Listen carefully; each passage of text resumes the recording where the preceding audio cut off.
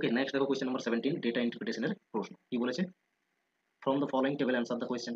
তো একটা টেবিল দেওয়া রয়েছে এবং এই টেবিল থেকে তোমাকে অ্যান্সার দিতে হবে। কি বলেছে, projected availability and demand for sale for the period 2004 to 5 and 2011 to 12। আর এটা হচ্ছে 1000 টন, ঠিক আছে, 3 জিরো টন মানে 1000 টন।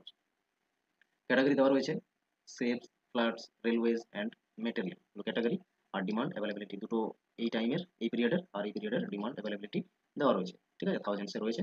ওকে চল, কি বলেছে প্রশ্নে, দেখো প্রশ্ন বলে দিয়েছে what percent growth is in the demand for railway material, ঠিক আছে, রেলওয়ে মেটেরিয়ালের কথা বলেছে, রেলওয়ে মেটেরিয়াল এটা, রেলওয়ে মেটেরিয়ালে কি বলেছে গ্রোথ কত হয়েছে পার্সেন্টেজে। Okay, over 8 years time period 2004-5 to 11-12, এই যে 8 ইয়ার্স, এই 8 ইয়ার্সে পার্সেন্টেজ গ্রোথ কি রয়েছে, ঠিক আছে, পার্সেন্টেজ গ্রোথটা এক্স্যাক্টলি এটা আমাদের ওই পার্সেন্টেজ ইনক্রিজ পার্সেন্টেজ ডিক্রিজ এর যে কনসেপ্ট সেইভাবেই বের করতে পারবে গ্রোথ। ওকে, গ্রোথ নেগেটিভ পজিটিভ দুটোই হতে পারে। তো এখানে সেম একই রকম ডিফারেন্স আমাদের কাজে লাগবে। তাহলে ডিফারেন্স কত হচ্ছে, 2011-12 ছিল 450 হয়েছে আর আগে ছিল 400, তাহলে ডিফারেন্স হচ্ছে 50-এর। ওকে, তাহলে 50 উপরে আসবে। আর প্রিভিয়াস থেকে সবসময় গ্রোথ হয়, ঠিক আছে, প্রিভিয়াস ইয়ার হচ্ছে 2004-5, তাহলে 2004-5 400 ছিল, মাল্টিপ্লাই করে দাও 100, তাহলে গ্রোথ চলে আসবে, দুটো শূন্য ক্যান্সেল হলো।